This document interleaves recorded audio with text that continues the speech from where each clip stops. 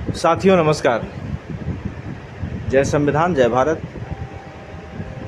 आज फिर हम आपके बीच समक्ष उपस्थित हुए हैं संत कबीर बुद्ध के तीसरा सील पर चर्चा करने के लिए। तीसरा सील व्यभिचार से विरत रहना, उस पर हम आज चर्चा करेंगे।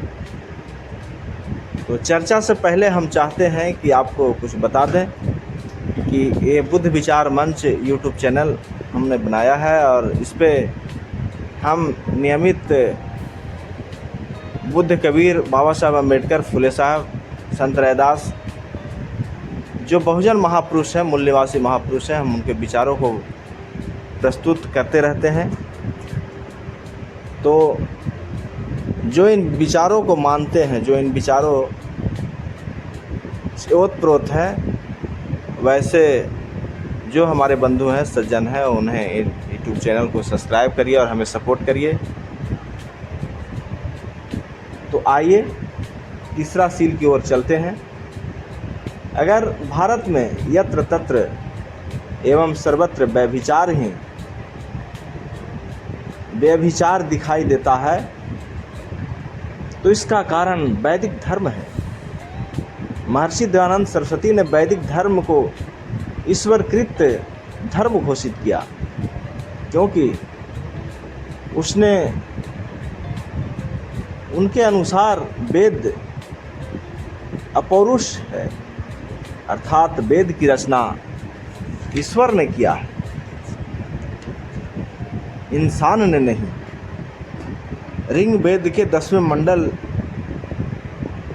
के सूक्त 10 और मंत्र 1 से 15 तक 2 सगे भाई बहन की वार्ता का वर्णन है, जिसमें बहन यमी अपने सहोदर भाई यम को संभोग करने की ओर जबरदस्ती करता है। भविष्य पुराण कांड संख्या 4 अध्याय 18 श्लोक संख्या 27 से 28 में सृष्टिकर्ता ब्रह्मा, पालनकर्ता विष्णु और दंड देवता शंकर अपनी बेटी माँ और बहन के साथ दुराचार करते हैं, जिससे प्रेरित होकर सूर्य ने अपनी भतीजी से विवाह कर लिया। भविष्य पुराण के अनुसार सब किया चतुसुत्ता ब्रह्मा विष्णुदेव सवमातरम भर्गिनी भाव भगवान शंभु गृहत्वा श्रेष्ठताम गात इति श्रुत तबोधमय वाक्य चादति संभवत विवस्वान भांतृति जा संज्ञा गृहीत्वा श्रेष्ठवान भूत। अब इसके अर्थ भी समझ लीजिए। ब्रह्मा ने अपनी पुत्री को, विष्णु ने अपनी माँ को और शंकर ने अपनी बहन को पत्नी बनाकर श्रेष्ठता को प्राप्त किए। इस वेदानुकूल वाणी को जान व सुनकर सूर्य ने अपनी भतीजी संज्ञा से विवाह कर श्रेष्ठता को प्राप्त किया। अब आइए पद्म पुराण पाताल खंड अध्याय 74 श्लोक संख्या 188, 189 और 190 में कृष्ण जो भगवान है, काम वासना के वशीभूत होकर अर्जुन को अर्जुनी बना देख उसका सील भंग किया। अब उसके जो 188 में लिखा है, समा लोक्यार्जुनन न्यांद सोम दवावेश विदुला, और 189 में है तस्याह पानी गृहीत वै सर्व क्रीड़ा बनांतरे। 190 का इस प्रकार है, यथा काम रुहोर में मायोगेश्वर विभुत, अर्थात कृष्ण ने अर्जुन को काम से व्याकुल अर्जुनी बना हुआ देख उसके हाथ को पकड़कर मन की क्रीड़ा करते हुए इच्छा के अनुसार रमन किया। भगवान के ऐसे चरित्र से भक्त वंचित कैसे रह सकते हैं। इसलिए भगवान भक्त तमाम संत आए दिन व्यभिचार की लाइन में खड़े मिलते हैं। ऋषि मुनि तो सबसे अधिक व्यभिचारी रहे, धर्मशास्त्र प्रबल प्राण के साथ खड़े हैं। इंद्र भगवान हैं, ऋषि पत्नी अहिल्या का सील भंग कर देते हैं। स्वामी दयानंद सरस्वती ने तो वाम मार्गियों की बदमाशी का हवाला देते हुए महानिर्वाण तंत्र, काली तंत्र, रुद्रामल तंत्र के उद्दत व्यभिचारी संबंधी धर्मादेश का वर्णन किया है। महानिर्वाण तंत्र के अनुसार मातृयोनि क्षिपेत लिंगम भग्नाय स्तन मर्दनम ग्रूर मूर्धन्य पदम दत्त्वा पुनर्जन्म विद्यते। तो इस प्रकार से इसमें वर्णन किया गया है। और उसका अर्थ इस प्रकार है, माता की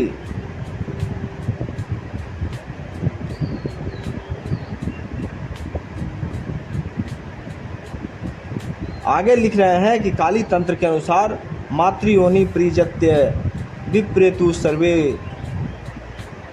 योनिष्यु वेद शास्त्र पुराणियम या मासी ग्रंथ कनिकाईश्वर।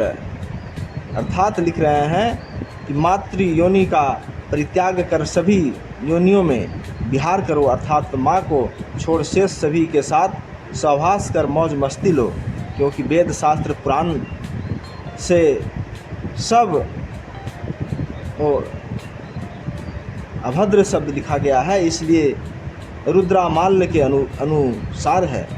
अब आगे लिखता है कि रजस्वला पुष्कर तीर्थ चांडाली तू कालिका चर्मकारी तू प्रयाया है समारद्र की मथुरा मत अयोध्या वारा बधू प्रोताक्त माया तू नापिता स्त्री है। अब इसके अर्थ सभी जातियों को गाली दे देकर सभी जो पिछड़े दलित आदिवासी अनुसूचित जाति जनजाति ओबीसी वर्ग के महिलाएं हैं उनके साथ में गलत व्यवहार करने से किसी को मथुरा का फल प्राप्त होगा, किसी को काशी का फल प्राप्त होगा, और हर वो एक जाति के साथ में संभोग करने की फल के बारे में वर्णन किया गया है। तो ये इनके धर्म शास्त्र हैं। अब आगे हम लोग आते हैं ब्राह्मणी धर्म ग्रंथ जैसे वेश्यालय हैं। मनु ने तो यहाँ तक कह दिया है कि न मांस भक्षणो दोषो न तो मध्य न च मैथुने, अर्थात नारी के साथ संभोग करने से कोई दोष नहीं है। इसलिए ब्राह्मणी धर्म ग्रंथों को प्रेरणा से भारतीय नारी की आबरू समय समय पर तार तार होती दिखाई दे रही। आज जो व्यभिचार देख रहे हैं इन सब धर्म ग्रंथों के कारण ही हुआ। इसलिए मूल निवासी बहुजन महिलाओं के साथ आए दिन होने वाले अत्याचार और दुराचार की प्रेरणा पुरुष वर्ग को धर्म शास्त्रों से मिली है। कबीर शास्त्र के षड्यंत्र से अनभिज्ञ अवश्य है, किंतु समाज में रहकर जो सामाजिक वातावरण के अनुभव किया उसी अनुभव और अनुभूति से उन्होंने व्यभिचार में विरत रहने की शिक्षा दी है। और कबीर का संदेश है, कबीर कहते हैं कि नारी निरखिने देखिए। कबीर अभी हमने जो वेद का श्लोक श्रुति सुनाई, अब कबीर की बात को सुनिए। कबीर क्या कह रहे हैं व्यभिचार पे। तो कबीर के व्यभिचार पर जो शब्द हैं वो लिख रहे हैं कि नारी निरखिने देखिए, नारी निरखिने देखिए, निरखिन कीजिए गौर, देखत ही ते विष चढ़े। कह रहे हैं कि देख ही ते विष चढ़े, मन आवे कुछ और। वो लिख रहे हैं, अब इसका अर्थ समझाते हैं। पुरुषों को चाहिए कि वे काम वासना के वशीभूत होकर स्त्री को न देखें। यदि कदाचित उन पर दृष्टि पड़ भी जाए तो वासना वशी होकर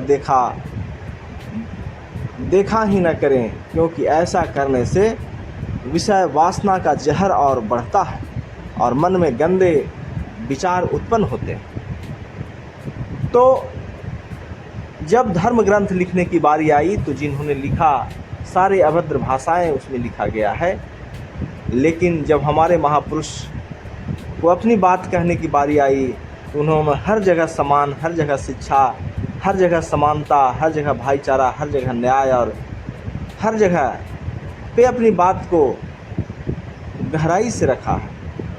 आगे लिख रहे हैं कबीर साहब कि पर नारी पैनी छुरी, पर नारी पैनी छुरी, बिरला बाची कोय, कहू छेड़ी न देखिए, हंसी हंसी खावे रोए।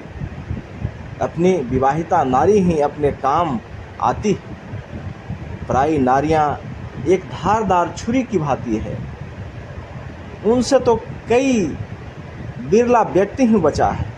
उनके साथ कदापि अश्लील हरकतें नहीं करनी चाहिए, क्योंकि पर स्त्री रोकर या हंसकर जैसे बने वैसे वह अतीत ही करने वाली है। इस प्रकार से हमारे संत महापुरुष हुए कबीर साहब बुद्ध रैदास ने अपनी प्रवचन से संसार को सुधार करने की बात किया। आगे लिख रहे हैं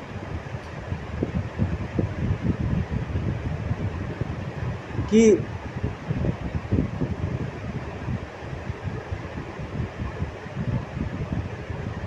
पराई औरतें एक धारदार छुरी की भांति है।